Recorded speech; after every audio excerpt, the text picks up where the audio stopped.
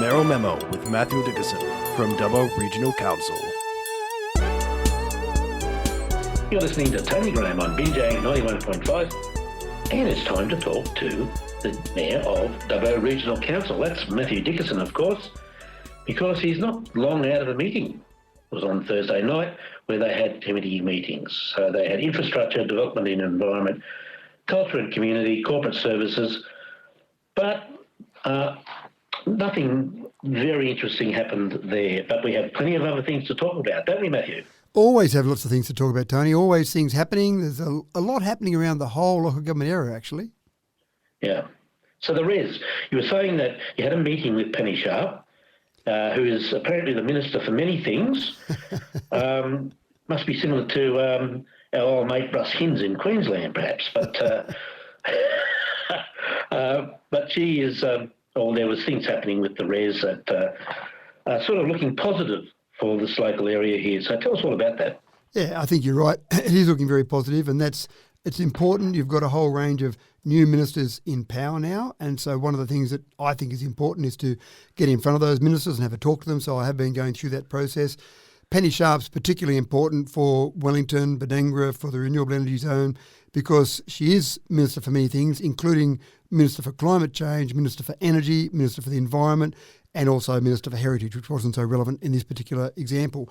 But in terms of Minister for Energy, obviously the renewable energy zones, she's wanting to get across those and make sure she understands exactly what's going on with those. So one of the things that's a bit of a tough ask for Penny is that she wasn't the shadow Minister for Energy. So once she was made the Minister for Energy, she had to get up to speed very quickly. So she's been going around meeting with various people, learning about the reses. So it was a great opportunity to talk to Penny about the Central West Orana Renewable Energy Zone, which obviously is what borders on Wellington, around the Binjang area there.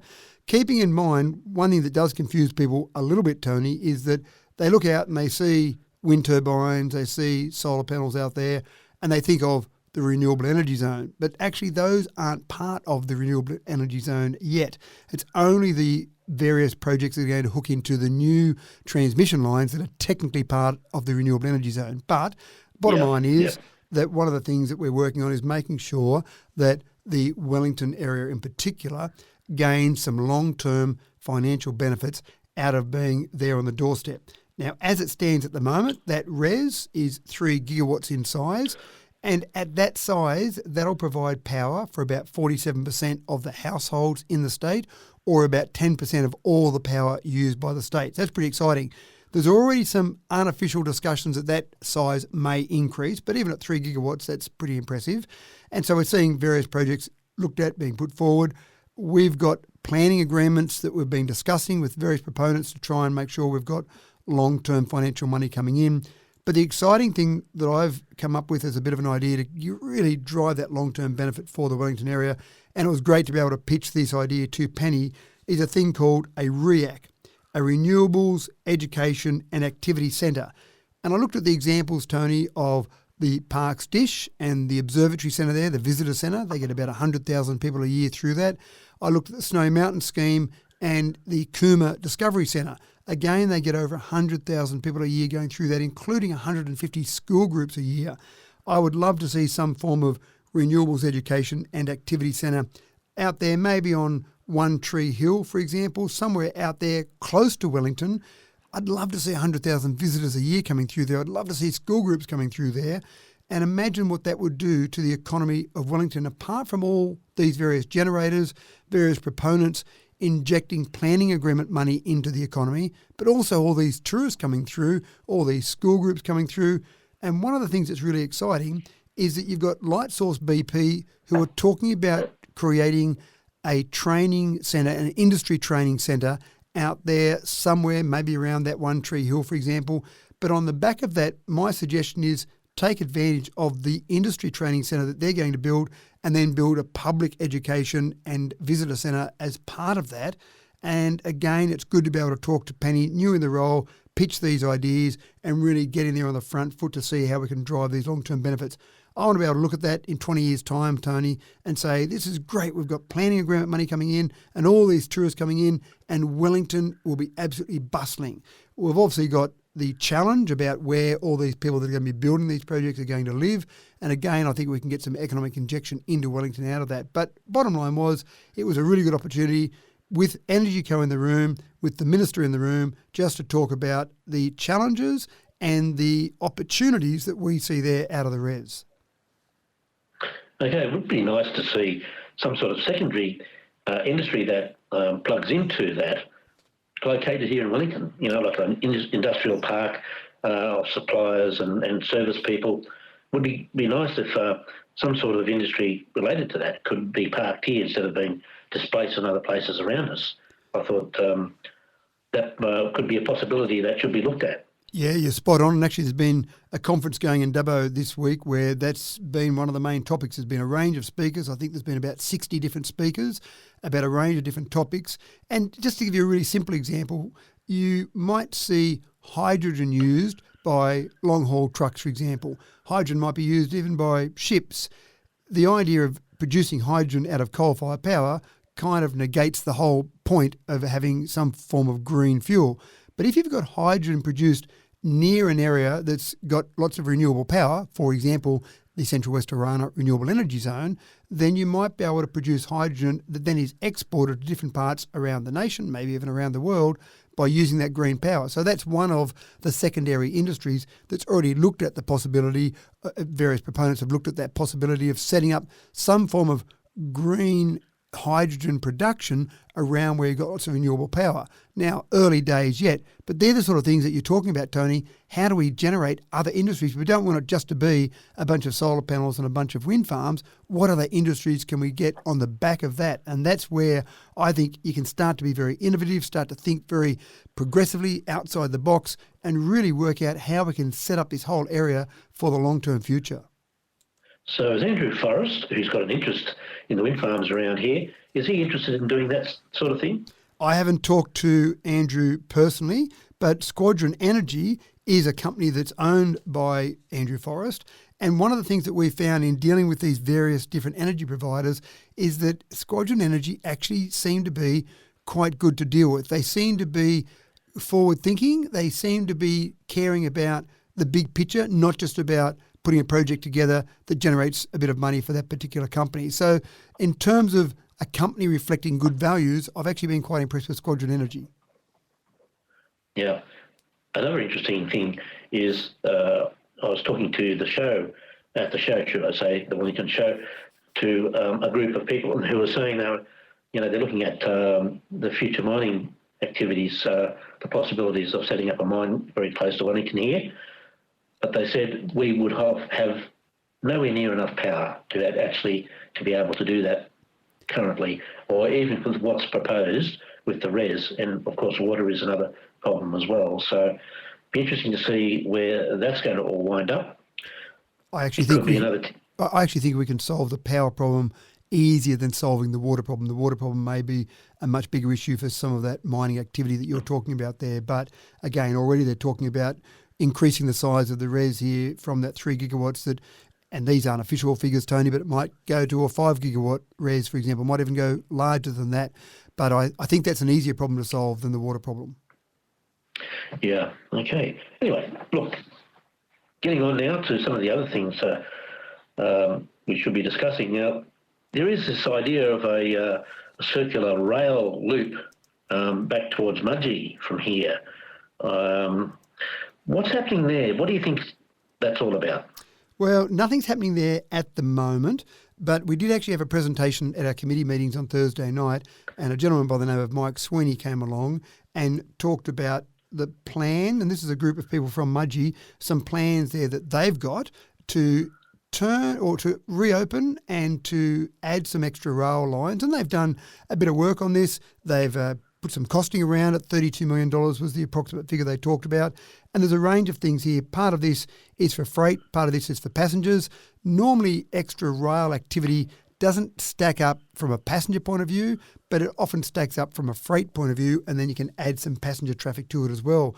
But one of the plans that they've got is to get some circular loops the big picture is you've got trains that now come from Sydney, go out obviously via Lithgow, Bathurst, Orange, through Wellington, through to Dubbo, and then go back on that same rail line. This particular group would love to see that turn into a loop that goes out to Dubbo as the normal route that we've got now, but then going back to Sydney, go back via Mudgee, opening up some extra rail lines along that route. And by doing that, you end up with a loop, and then you can end up with that loop being twice a day, getting better times to get through to Sydney, for example. But that also opens up a bit of freight. And we know the damage that's been done to Saxa Road over recent memory in terms of some of the logging trucks that have been going along that. The frustrating part there with those logging trucks is they're going through this local government area and they're not actually generating anything for this local government area, but they're doing damage and using up our road infrastructure, which then ends up being the residents here trying to pay for it. Putting those, that timber, if you like, on rail would make a lot more sense. And again, Mike Sweeney, when he presented to our meeting on Thursday night, talked about the advantages of putting more freight on rail, which makes a lot of sense. Getting that freight off the roads and getting it onto rail makes a lot of sense. They're at the moment talking about it. They've been talking to various governments. We've given them from council a letter of support. We don't have the money. We don't have $32 million spare to go and open up that. So it really comes down to state government funding that. But if they know they've got the support of places like Midwestern Regional Council, Dubbo Regional Council, if they know they've got the support of residents around these areas, then it probably makes it a bit easier for them to spend the money. But it's not something that's going to happen in the short term, in my opinion. Okay. And I know from talking to you previously, we don't have too much of an update on the situation with the Montague Street low-level bridge situation, and we certainly don't have much more information about the Saxa Road either. However, it would be good to see if council can make some arrangements to reopen that road to through traffic, I would think, and maybe up to 2 tonnes, whatever is suitable, because I know that there's already lots of vehicles using that as a through road now anyway, and it is a major route. So just a quick update then. So the Duke of Wellington Bridge that we've talked about before. So there's a company that we've engaged called SMEC, S-M-E-C, and so they've completed about, I think that was the end of May, maybe the very beginning of June, they completed their assessment. So they've had their physical inspection there.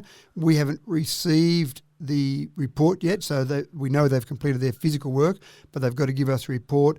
And in that report that they're going to give us, we've certainly asked them for a report on the structural integrity of the bridge, for example, and also if we've got to do repairs to the bridge and the road coming in there, we've asked them to give us some sort of indicative costing, because if we do want to go ahead with all of that, we really will need some help from Transport for New South Wales. But at the moment, so it's progressing, for sure. Progressing slowly, but it is progressing. Okay, well that's good. Now, the Archibald Prize has come to the LGA, so I know you're excited about that. So, and we've had it on the radio as well. So I take it you've been there? I have, definitely. I was there on the opening night, and I do get excited about it. You're right. I just think it's fantastic that something that's as well known, it's obviously no other prize for portraiture in Australia is as well known as the Archibald, and no one else gives $100,000 prize money away. So it is well known. It's something that's significant, and for many people, they've probably never been to Sydney, to the art gallery, to look at Archibald finalists. They've probably never been exposed to that, and to get a chance to be exposed in our very backyard, I think is fantastic. It hasn't been in Dubbo since 2017, and it's fair to say that when we built that Western Plains Cultural Centre, the gallery that's part of that, if we didn't have that facility, and certainly I spoke to the curator from the Art Gallery of New South Wales at the opening last Friday, she certainly confirmed that if we didn't have that facility with the correct humidity control, with the correct temperature control, with the way to display those artworks, we wouldn't have those finalists displayed there. So that's pretty exciting. Now, this is the 2022 finalists. 816 entries were received. 52 finalists were chosen. We've got 51 of the 52 finalists that were chosen there. We've got the winner. We've got the packing room winner, for example, the People's Prize winner. We've got one missing because there's one particular artist that's got his own exhibition of all his artworks in Brisbane at the moment, And having a finalist in the Archibalds was fairly significant. So he actually asked permission from the art gallery if he could have his taken out and used in that exhibition. So he was given permission to do that. But still, having 51 of the 52 finalists is quite significant there. And I can't paint to save my life, Tony, so it is actually quite nice going through and looking at those and just marvelling at the skill in those people there.